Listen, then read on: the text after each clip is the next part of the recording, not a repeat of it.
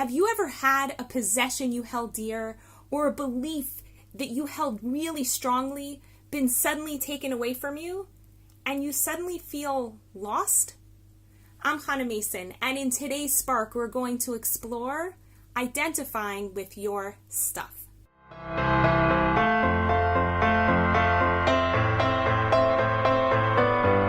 couple of weeks ago, a community here in the land of Israel was ravaged by a fire, and all but 3 homes are now left standing. Everyone else lost every single one of their possessions. That included scholars who lost all of their research and musicians whose writings and music is just gone. And as time has gone on, I've started to process little details that people have lost, like maybe an heirloom spoon they got from their grandmother when they were a baby, or all of their clothing, not to mention furniture, pictures, things that just can't be replaced. Every single possession that these beautiful, beautiful families have had, their homes that they've used to welcome in thousands of Jews from around the world with open arms, it's all gone. And I kind of, for some moments, have put myself, or at least tried to put myself into their shoes and thought about what would it mean for me to lose every single one of my possessions. And I realized that for me, it would just be like heart-wrenching and pretty shocking. And I think the main reason is because so many parts of myself are embedded in the stuff in my life. Not to mention my ideas and my thoughts, but even simple things like my clothing or my sheets. I identify with them. I feel like they're a part of me. So if I lose them, I feel like I've actually lost a part of myself. At least that's what I believe, right? And I think that's what most people who've lost things believe, that when things are either taken away from us or we just lose them on the street, or when I lost my wedding band, it was just like I felt like I'd lost a piece of myself and I didn't know how to recover it.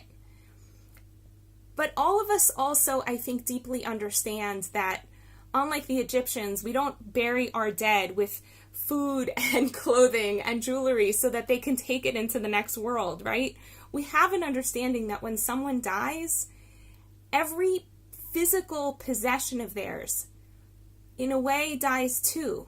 Like all of those things no longer matter. And what we're left with is what many people like to call a soul, right? We're just left with the consciousness, the learnings, the teachings, the love, the connections that we've made over our lifetime. That's what we take with us, but none of those things are physical, right? And all of these physical things, they're just accoutrements, they're costumes, they're set design for the story of our lives as it unfolds. And even though I can intellectually say that, I know emotionally I would have a challenging time losing all of those accoutrements that I care about so dearly. And the question is, why do we care about these things so much? This is where Eckhart Tolle has been such a phenomenal teacher in my life. He talks about how we have different aspects of our ego. We have what he calls the pain body. It's like all of the physical pain that we experience actually makes us feel bigger and more significant. And he also talks about how all of the possessions that we have, they're really an extension of our ego. So if you think about the extreme example of the person who collects, 50 different Ferraris, they actually feel bigger with all of their stuff. And I think we all have that in our less Ferrari life, right? With our jewelry or our clothing, or why do we want to buy one more thing? Sometimes we want to buy one more thing because it makes us feel like we are one more thing. Or we want to eat one more thing because we feel that much fuller, that much bigger, like we take up more space. Or maybe we speak more words than we need to because we also take up more space. And speaking of words, that's another thing that Eckhart Tolle talks about, and this is something that's very, very much in alignment with Judaism. Eckhart Tolle talks about how we have our thoughts, and thoughts are like things, he says. We have our beliefs that we hold on to so dearly. They're like an extension of the ego. And people get so deeply attached to their thoughts and their beliefs that when those thoughts and beliefs are put into question, they literally feel like they're being physically threatened. and they'll go to war for those beliefs. Now, we've seen people go to war for beliefs throughout human history. But if you think about some point in your life when you believed something dearly and somebody put it into question, how your body might have just tightened up and you might have right away gone into defense and you wanted to argue with them until you got your point across because they're totally wrong and you're totally right. And it's not just because you believe what you believe. It's also because if someone is going to put a crack or a kink in your system, in your ideological system, maybe it'll all just fall apart. And there's something about that that feels vulnerable and scary. And a lot of times we don't want to feel vulnerable and scary. So we'd rather put up our fists and fight to keep ourselves on the defense. And this is where there's such a fascinating tie-in with Judaism. So in the Hebrew language, there is a word for a thing, right? For an object. It's called davar. There's also a word for word, which is also davar. So literally, the word for object, for thing, and the word for word, it's the same word. Because there's an understanding that in order for a physical object to exist in the world, it has to exist on a slightly higher plane first, right? We also say, sof ma'aseh b'machshava tchila. At the end, something comes into being or is done, but first, it's an idea. Right? First, it's a thought.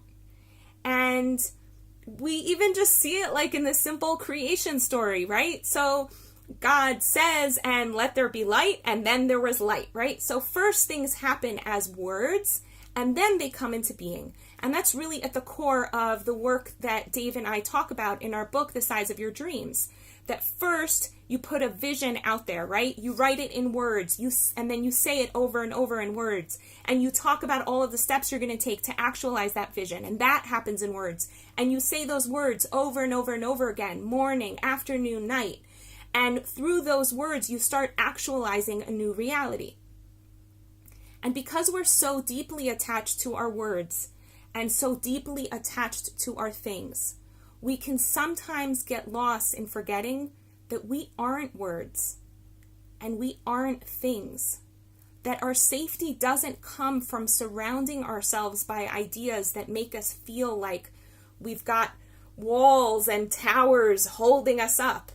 And our safety doesn't come from accumulating lots of stuff that we can surround ourselves with.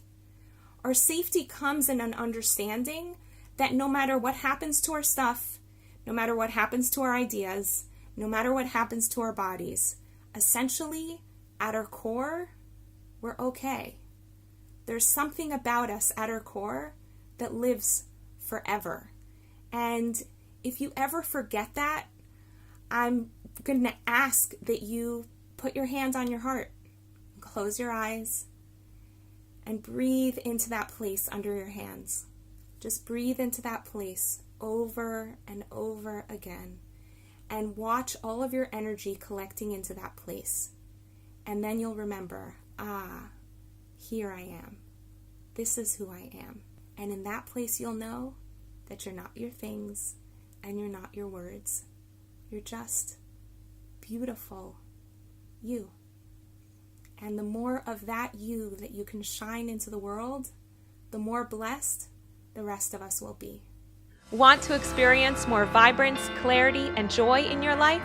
Book a guaranteed session at hanamason.com/joy.